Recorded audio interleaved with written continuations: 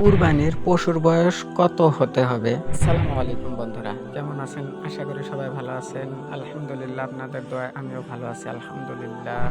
আজকে আমরা জানবো যে কুরবানির কোন বয়সের পশুকে কুরবানি করা জায়েজ ও কোন বয়সের পশুকে কুরবানি করা না জায়েজ। তার আগে আপনারা যদি চ্যানেলে নতুন হয়ে থাকেন, চ্যানেলটি সাবস্ক্রাইব করুন ও ভিডিওটি লাইক, কমেন্ট, শেয়ার করতে ভুলবেন না।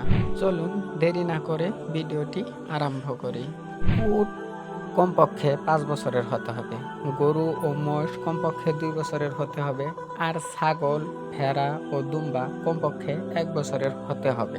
তবে ভেড়া ও দুম্বা যদি ৬ বছরের কিছু কমও হয়, কিন্তু এমন হৃষ্টপুষ্ট হয় যে দেখতে ৬ বছরের মতো মনে হয়, তাহলে তা দ্বারা কুরবানি করা জায়েজ। অবশ্য এক্ষেত্রে কমপক্ষে ৬ মাস বয়সের হতে হবে।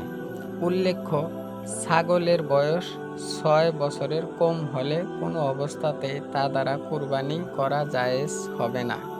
আশা করি ভিডিওটি আপনাদের ভালো লাগছে। ভালো লাগলে ভিডিওটি অবশ্যই অন্যজনের কাছে শেয়ার করুন, যাতে না জানা ব্যক্তি এই ভিডিওর দ্বারা শিখতে পারে। ততক্ষণ পর্যন্ত ভালো থাকুন, সুস্থ থাকুন। দেখা হচ্ছে অন্য কোনো ভিডিওতে। আসসালামু আলাইকুম ওয়া রাহমাতুল্লাহ।